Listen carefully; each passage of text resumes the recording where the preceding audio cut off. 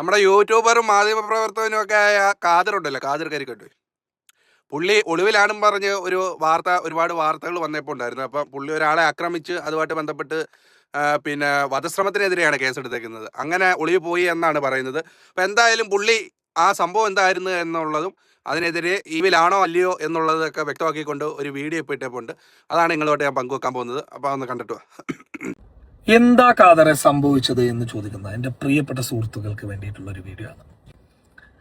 സത്യം പറഞ്ഞു കഴിഞ്ഞാൽ എന്നെ വെച്ച് വാർത്ത ചെയ്തുകൊണ്ടിരിക്കുന്ന കേരളത്തിലെ മാധ്യമങ്ങളോട് എനിക്ക് ചോദിക്കാനുള്ളത്, എനിക്കെതിരെ ഒരു FIR വന്നു.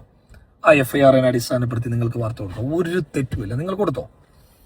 എനിക്ക് വാർത്തയെക്കുറിച്ചല്ല പറയുന്നത്.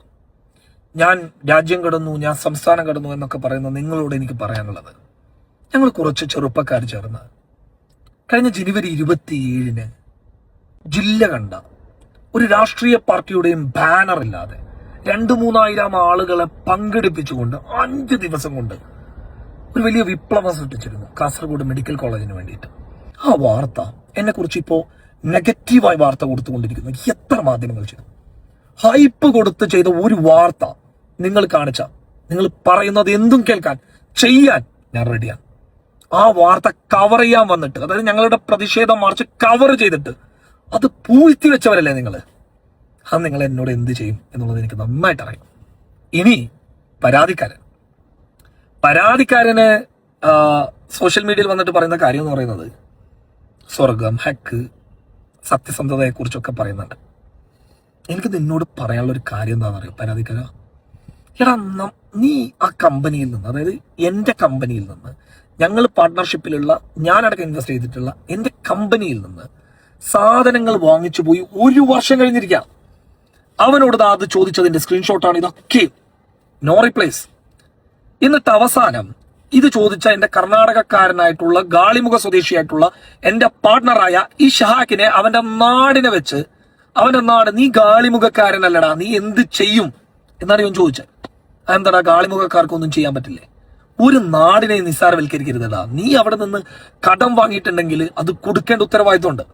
ഇനി രണ്ടാമത്തെ കാര്യം, ഇവന് ഈ വിഷയമൊക്കെ ആയതിനു ശേഷം അയച്ചൊരു വോയിസ് ഉണ്ട്. നിങ്ങൾ ഇത് കേൾക്കണം. ദുബൈയിലൊക്കെ കച്ചവടം ചെയ്യുന്ന എന്റെ പ്രിയപ്പെട്ട സുഹൃത്തുക്കൾ ഇത് കേൾക്കണം. ഈ വിഷയം ആയതിനു ശേഷം ഇവൻ എന്റെ പാർട്ട്ണറിന് അയച്ചൊരു വോയിസാ, കേട്ടേക്ക്. പക്ഷെ നിന്റെ ഓഫീസിൽ നീ കയറാക്കിക്കോ. ഞാൻ വിളിക്കുന്നത് മേജർ നാസറിന്റെ സീഡിന്റെ ഓഫീസിൽ പാരൊക്കെ കയറും. അതെ, എല്ലാം ശ്രദ്ധിച്ചോ, സ്റ്റാഫിനെല്ലാം പറഞ്ഞയച്ചു കേട്ടോ. അതായത് ഇവന് CID അയക്കൂന്ന്. കടൻ കിട്ടാത്തപ്പോ ചോദിച്ചപ്പോ നിന്റെ CID അയച്ചിട്ട് നിന്റെ സ്ഥാപനം പൂട്ടുന്നാ പറഞ്ഞത്. ദുബൈയിലുള്ള ആൾക്കാരൊക്കെ ഇവനെ ശ്രദ്ധിച്ചു വെച്ചോട്ടാ. ഇനി ഞങ്ങളുടെ നാട്ടിൽ ഞങ്ങൾ ചായ കുടിക്കുന്ന CCTV ഒക്കെയുള്ള എൻ്റെ ജന്മനാടായിട്ടുള്ള എൻ്റെ അണങ്കൂരിലേക്ക്, ആ CCTVന്റെ അണ്ടറിലേക്ക് പ്ലാൻ ചെയ്തിട്ട് ഇവനെ തല്ല ഞങ്ങൾ വിളിച്ചു എന്ന് പറയുമ്പോൾ അത് വിശ്വസിക്കുന്നവരാണോ നിങ്ങൾ? വേറൊന്നും ഞങ്ങൾക്ക് പറയാനില്ല. ബൈ. എൻ്റെ പ്രിയമുള്ളവരെ, ഈ സോഷ്യൽ മീഡിയയിലെ നന്മമരങ്ങളും സോഷ്യൽ മീഡിയയിലെ പ്രമുഖരായ വ്യക്തികളും സോഷ്യൽ മീഡിയയിലെ സെലിബ്രിറ്റികളെല്ലാം ഈ 2026 ആടി ഉലയുന്ന രംഗങ്ങളാണ്. ഒന്നീ ലഹരി കേസ്, അല്ലെങ്കിൽ മറ്റൊരു കേസ്, സാമ്പത്തിക കേസ്, എല്ലാത്തിലും ഏതെങ്കിലുമൊക്കെ കാര്യങ്ങളിൽ പെട്ടേക്കുവാണ്. മിക്കവാറും ഉള്ള എല്ലാവരും ഏതെങ്കിലുമൊക്കെ കേസ് കെട്ടിലൊക്കെ പെട്ട് അങ്ങോട്ടും ഇങ്ങോട്ടും ഒക്കെ അങ്ങ് പോയേക്കാണ്. ഒന്നാമത്തെ കാര്യം, ഇപ്പോൾ ഈ യൂട്യൂബ് പോലെയൊക്കെയുള്ള നവമാധ്യമങ്ങളിൽ ഈ സബ്സ്ക്രൈബർ കിട്ടാൻ വലിയ പാടാണ് എല്ലാവർക്കും. ഒന്നാമത്തെ കാര്യം, ആരും അങ്ങോട്ട് വീഡിയോകൾ നല്ലപോലെ പെർഫോമൻസ് ചെയ്യുന്നവരേ ഉണ്ട് കേട്ടോ. പിന്നെ പുതിയതായിട്ട് വരുന്ന നമ്മളെപ്പോലെയൊക്കെ ഉള്ളവരൊക്കെ ചാനൽ സബ്സ്ക്രൈബ് ചെയ്യാനും എടുക്കാനും ഒക്കെ ആൾക്കാർക്ക് മടി, അങ്ങനെയൊക്കെയുള്ള കാര്യങ്ങൾ. പിന്നെ ഈ ഫെയിമായിട്ടൊക്കെ നിൽക്കുന്നവർ ഈ പ്ലാറ്റ്ഫോം ഇനി സുരക്ഷിതമാണോ എന്നുള്ളൊരു ചോദ്യചിഹ്നം നിൽക്കുന്നത് കൊണ്ട് പല ബിസിനസ്സുകൾ പല മേഖലകളിലേക്കൊക്കെ അവർ തിരിയുകയും മറ്റു കാര്യങ്ങളിലേക്കൊക്കെ പോവുകയൊക്കെ തുടങ്ങിയിട്ടുണ്ടെന്നല്ല, അറിയപ്പെടുന്ന അത്യാവശ്യം എല്ലാവരും മറ്റ് ബിസിനസ്സും കാര്യങ്ങളൊക്കെ തുടങ്ങിയിട്ടുണ്ട്. കാര്യം എന്ന് പറഞ്ഞാൽ അവർക്കറിയാം ഇങ്ങനെയൊക്കെയാണ് സംഭവങ്ങൾ. സോഷ്യൽ മീഡിയ ഇനി അങ്ങോട്ട് മുമ്പോട്ട് പോകുന്ന കേസ് കിട്ടെന്ന് പറഞ്ഞു കഴിഞ്ഞാൽ നമ്മുടെ ഈ ന്യൂസ് ചാനലുകളൊക്കെ ഉണ്ടല്ലോ, ഒരു ദിവസം ഏറ്റവും കുറഞ്ഞത് 500 വീഡിയോസൊക്കെയാണ് അപ്ലോഡ് ചെയ്യുന്നത് ഒരു ചാനൽ കേരളത്തിലുള്ള. അപ്പം നിങ്ങളൊരു കാര്യം ചിന്തിക്കണം, കേരളത്തിൽ എത്ര ന്യൂസ് ചാനലുകളുണ്ട്? അല്ലാത്ത ചാനലുകൾ എത്ര ഉണ്ട്? അപ്പോൾ എത്ര വീഡിയോസ് ആയിരിക്കും ഒരു ദിവസം അപ്ലോഡ് ആയിക്കൊണ്ടിരിക്കുന്നത്?